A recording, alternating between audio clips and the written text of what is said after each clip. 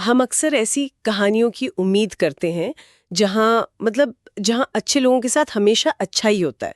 बचपन से हमें यही सिखाया जाता है ना कि अगर हम सही रास्ते पर चलेंगे तो दुनिया भी हमारे साथ न्याय करेगी। पर जरा एक ऐसी स्थिति के बारे में सोचिए, एक आदमी जो अपनी जान पर खेलकर बेगुनाहों की लाशों को दफनाता है और उसे इनाम में क्या मिलता है? एक बहुत ही भयानक सजा। बिल्कुल, उसकी आंखों में चिड़ियों की बीज गिरती है और वो जीवन भर के लिए अंधा हो जाता है। और ठीक उसी समय मीडिया नाम के एक दूरदराज शहर में एक जवान लड़की है जिसके क्या कहते हैं 7 पतियों को सुहागरात पर ही एक खूंखार दानव बेदर्दी से मार डालता है। हाँ, दोनों की हालत एकदम बुरी है। सही में। तो आज के इस डीप डाइव चर्चा में हम जिस ऐतिहासिक और साहित्यिक कहानी की गहराइयों को खंगालने वाले हैं वो किसी आधुनिक डार्क फैंटेसी या थ्रिलर से कम नहीं है।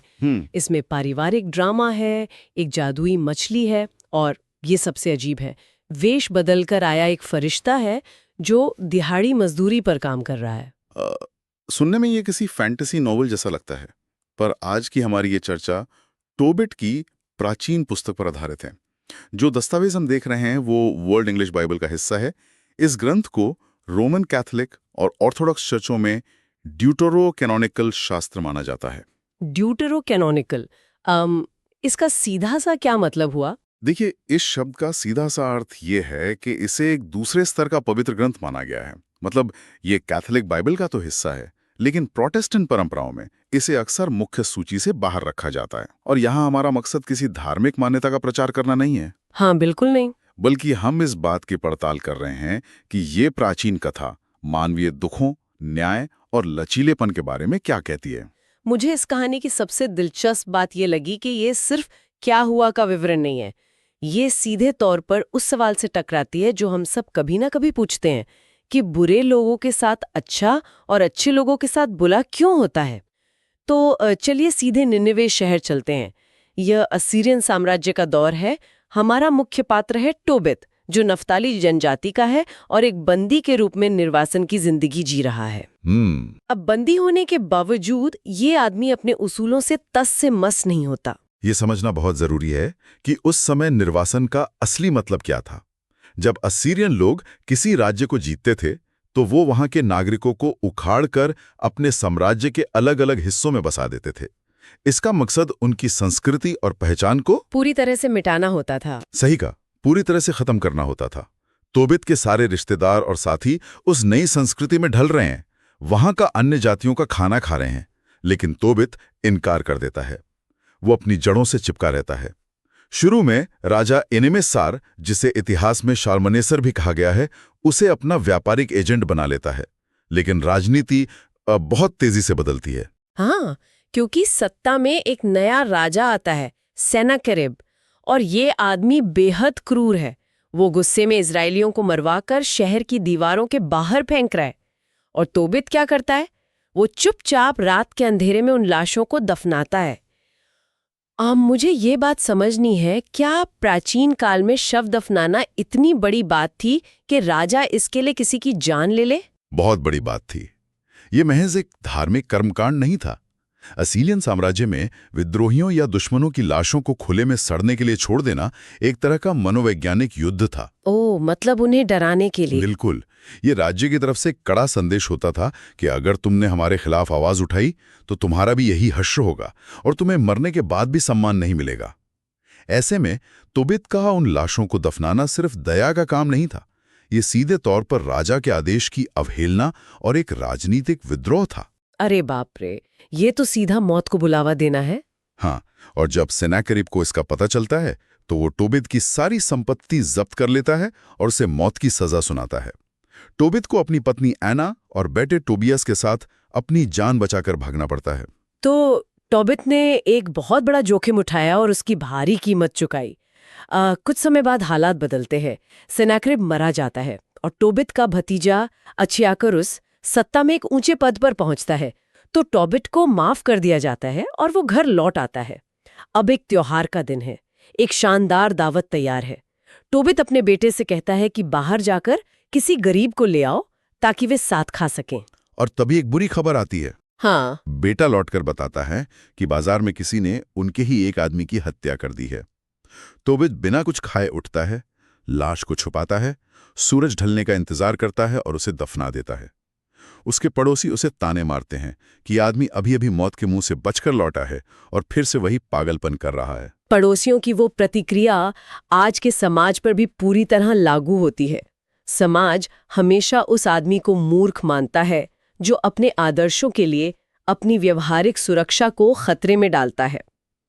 लेकिन कहानी का सबसे बड़ा आघात तो इसके ठीक बाद आता है। और यही वो हिस्सा है जो मुझे सबसे अजीब लगा। शव दफनाने के बाद टोबिट खुद को अशुद्ध मानता है और अपने घर के आंगन में दीवार के सहारे बाहर ही सो जाता है। उसका चेहरा खुला है, दीवार पर कुछ चिड़ियां बैठी हैं और ये सुनने में थोड़ा अजीब है, उनकी गरम बीट उसकी आंखों में गिर जाती है। उसकी आंखों पर सफेद परतें जम जाती हैं और वो अंधा हो जाता है। कोई भी डॉक्टर उसका इलाज नहीं कर पाता। वही ना, मतलब ये कैसा न्याय है? वो आदमी अपनी जान जोखिम में डालकर सबसे पवित्र काम कर रहा है और ब्रह्मांड उसे इसके बदले में अंधा कर देता है। चलिए इसे थोड़ा समझने की कोशिश करते हैं। ये तो दुनिया का सबसे खराब कर्मा का उदाहरण हुआ। कोई भी अच्छा काम बिना सजा के नहीं रहता। देखिए, यहाँ सबसे दिलचस्प बात यह है कि प्राचीन साहित्यों में इस तरह की घटनाएं अक्सर एक गहरे दार्शनिक संकट को दर्शाने के लिए घड़ी जाती थी। ये सिर्फ एक मेडिकल दुर्घटना नहीं है। अच्छा। हाँ, लेखक यहाँ ये सवाल उठा रहा है कि क्या नेकी का रास्ता वाकई सुरक्षित है। ये घटना टोबिट के जीवन में एक ऐसा मनोवैज्ञानिक और आर्थिक भूचाल लाती है जो उसे अंदर तक तोड़ देता है। क्योंकि टोबिट अब काम नहीं कर सकता। उसकी पत्नी अन्ना को परिवार पालने के लिए औरतों के कमरों में बुनाई का काम करना पड़ता है। यहां से हम देखते हैं कि गरीबी और निराशा कैसे सबसे मजबूत रिश्तों को भी खोखला कर देती है। वो तनाव उनकी बातचीत में साफ झलकता है। एक दिन अन्ना को उसकी मजदूरी के साथ इनाम में एक बकरी का बच्चा मिलता है। जब वो उसे घर लाती है तो वो बच्चा मिमियाने लगता है।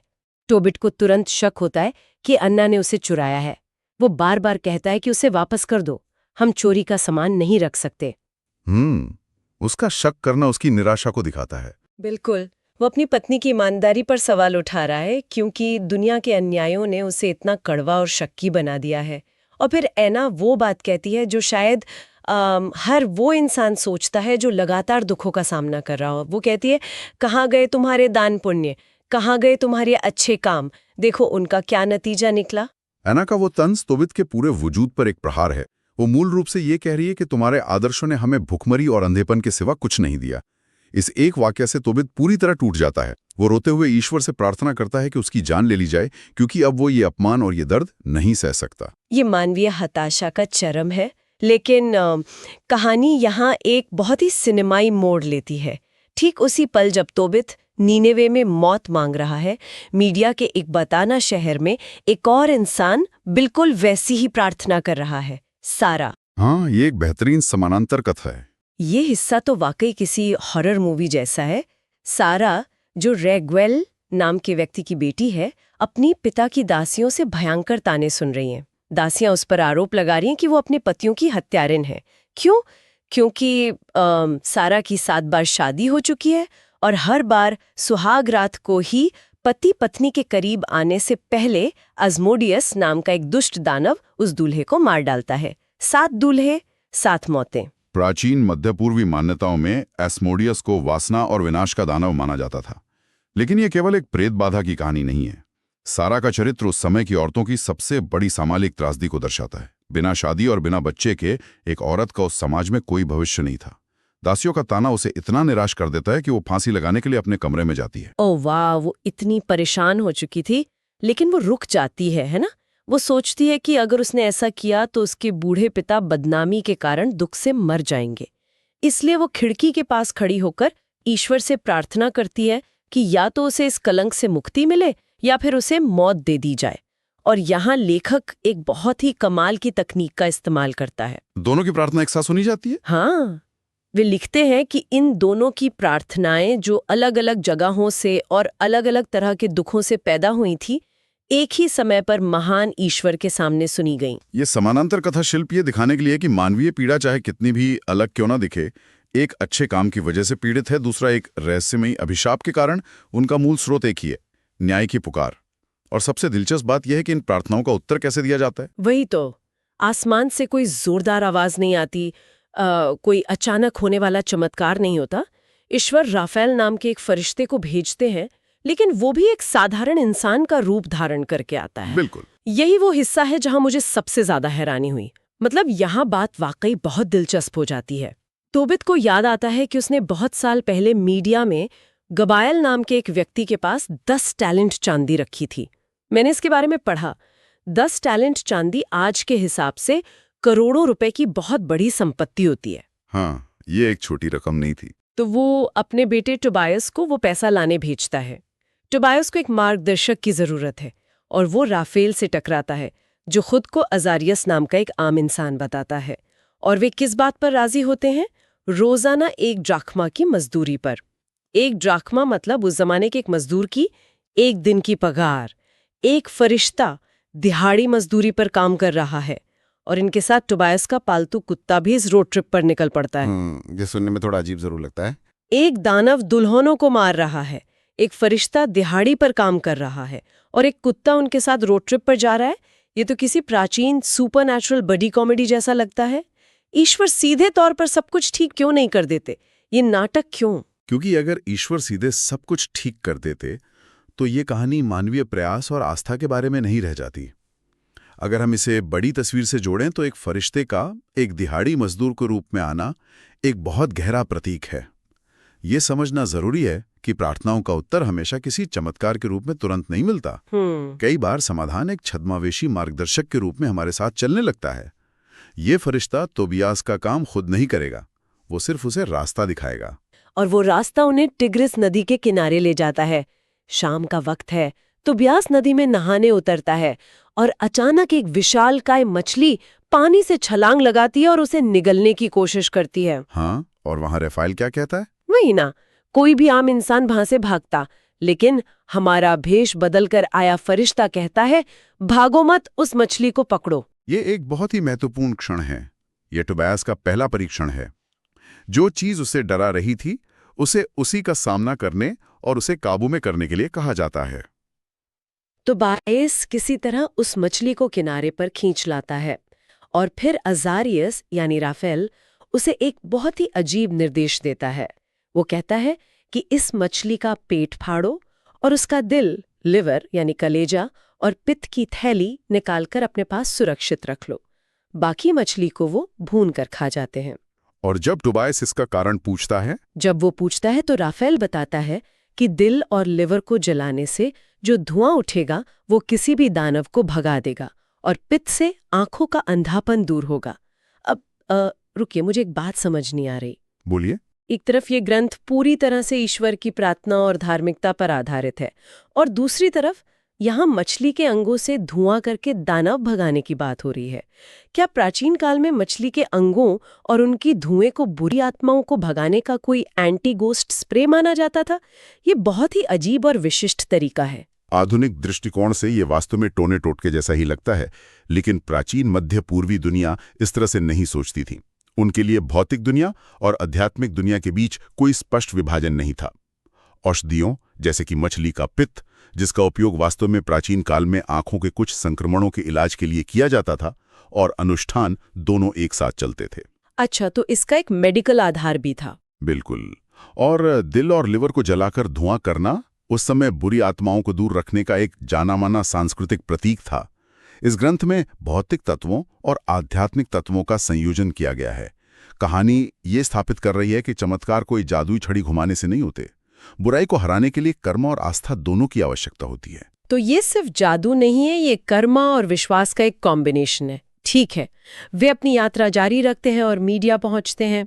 राफेल तोबायस से कहता है कि वे राग्युएल के घर रुकेंगे और सबसे बड़ी बात, उसे राग्युएल की बेटी सारा से शादी करनी होगी क्योंकि वो उसका नजदीकी रिश्तेदार है और उस पर उसका कानूनी हक है।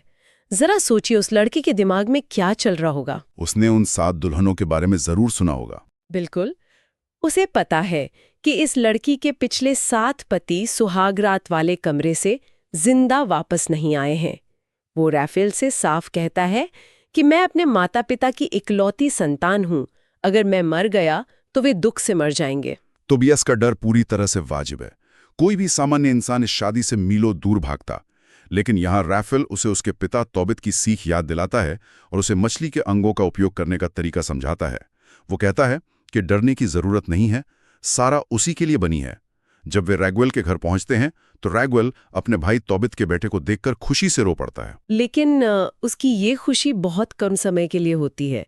जब टोबायस कहता है कि वो तब तक कुछ नहीं खाएगा जब तक सारा के साथ उसकी शादी का अनुबंध नहीं हो जाता, तो रागेल अंदर से कांप जाता है। उसे लगता है कि एक और निर्दोष नौजवान बलि चढ़ने वाला है। वो भारी मन से विवाह अनुबंध लिखता है। सुहागरात का समय आता है।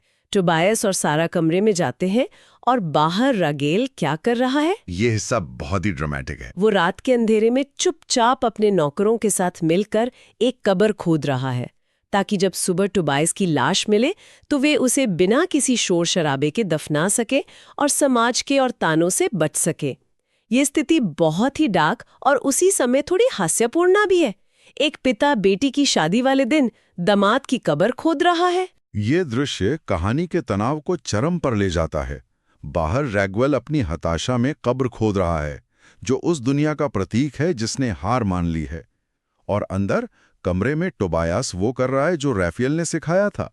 वो राख और धूप के ऊपर उस मछली का दिल और लिवर रख देता है। जैसे ही वो धुआं उठता है, दानव अस्मोडियस उसे सूंघते ही वहां से भाग खड़ा होता है। वो इतनी दूर भागता है कि सीधे मिस्र यानी इजिप्ट के सबसे ऊपरी हिस्सों में जा पहुंचता है, जहां राफेल जाकर उसे बांध देता है। दानव के भागने के बाद टोबायस सारा से कहता है कि उठो, हमें ईश्वर से प्रार्थना करनी चाहिए।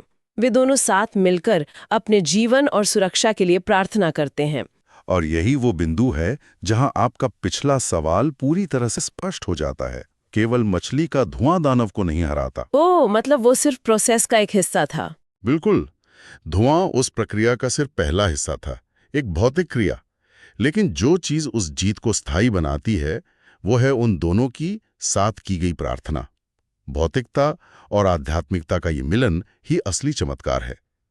सुबह जब रागवेल की दासी ये देखने जाती है कि क्या तोबियास जिंदा है और वो उन्हें आराम से सोते हुए पाती है, तो रागवेल की खुशी का कोई ठिकाना नहीं रहता। वो इतना खुश होता है कि तुरंत नौकरों को वो खोदी हुई कब्र वापस भरने का आदेश देता है और 14 दिनों के एक विशाल जश्न की घोषणा कर देता है।